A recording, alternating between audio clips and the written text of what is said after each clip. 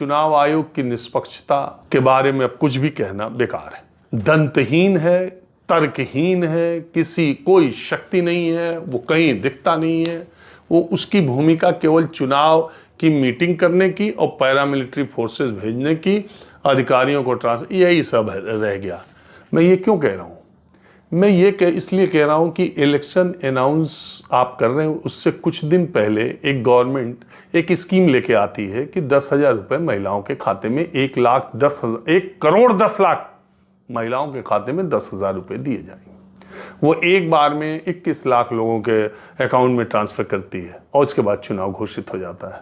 और वो सरकार डेट वाइज, जब model code of conduct Bihar में लागू है तो डेट वाइज वो सरकार हर फ्राइडे को महिलाओं के खाते में कभी 10 लाख महिलाओं के खाते में, कभी 20 लाख में, हर हफ्ते हर फ्राइडे को चुनाव चलने के दौरान महिलाओं के खाते में पैसे पड़ रहे हैं और चुनाव आयोग चुप है। वो चुनाव आयोग देख रहा है। चुनाव आयोग ये नहीं, क्या कहते हैं, पॉलिटिकल पार्टीज को लेवल प्लेइंग फील्ड मुहैया कराने का काम इलेक्शन कमीशन का। अब आप बताइए, परसों चुनाव होना है और फ्राइडे के अकाउंट में अगर 12 लाख महिलाओं के अकाउंट में 10,000 आया है और वो पांच महिला से कहती है कि मेरे 10,000 आ गए, तुम्हारे कब आएंगे? मेरे तो नहीं, कहे तुम्हारे अगले आ जाएंगे, नीतीश जी की सरकार रहेगी तो अभी तो तुम्हारे चुनाव से पहले ही आ जाएंगे और तुम्हारे भी आ जाएंगे। फॉर्म भर दिया, देखो हमने भरा था, हमारा पिछली बार नहीं आया, इस बार आया तो तुम्हारा अगले वीक आएगा और तुम्हारा अगले वीक आएगा। तो 1,10,00,000 के अकाउंट में आप पैसे डाल रहे हो और उसको एक महिला 4 महिला से कम कह रही है, तो 4 करोड़ तक जा रहा है ना बात। 3 करोड़ तक बात जा रही है ना कि पैसा आने वाला है, मेरा आ गया, तुम्हारा आएगा या अब आने वाला है। और इलेक्शन कमीशन मूक दर्शक बन करके यहां अशोक रोड पर बैठ करके तमाशा देख रहा है। पैसे ट्रांसफर होते जा रहे हैं। ऐतराज इस बात पर भी नहीं है। ऐतराज इस बात पर है कि इससे पहले की गैर बीजेपी सरकारों की ऐसी योजनाओं को चुनाव आचार संहिता लागू होने के बाद इलेक्शन कमीशन ने रोका भी है।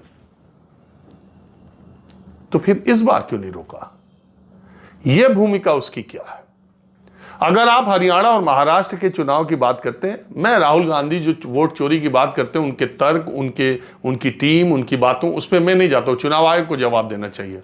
लेकिन मैं आपको दूसरी बात कह रहा हूं, अगर 15 सालों से हरियाणा और महाराष्ट्र के चुनाव एक साथ घोषित हो रहे थे तो इस बार पिछली बार क्यों नहीं एक साथ घोषित हुए?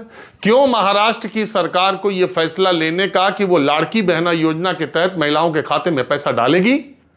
यह ऐलान हुआ, उसके बाद उसको 3 महीने का मौका दिया गया कि 3 महीने तक वहां की महिलाओं के अकाउंट में पैसे जाएं, उसके बाद महाराष्ट्र के चुनाव कराए जाएंगे। क्यों कराए जाएंगे? जब 2019 में दोनों के चुनाव साथ हुए, 2014 में दोनों के चुनाव साथ हुए, 15 सालों से 3 बार से दोनों हरियाणा महाराष्ट्र के चुनाव एक साथ हो रहे थे, तो फिर चुनाव आयोग का क्या तर्क है, क्यों उसने महाराष्ट्र में लेट किया?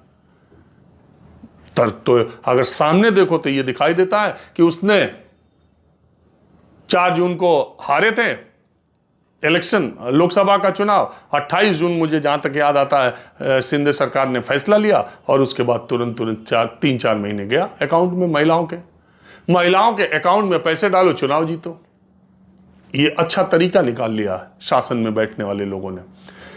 अगर दिल्ली में केजरीवाल सरकार, एलजी ना होते और अगर पैसे ट्रांसफर कर दिए होते तो फिर केजरीवाल 62-64 सीटों पे आते, लेकिन केजरीवाल नहीं कर पाएंगे, तब एलजी उसमें फाइल लटकाएंगे।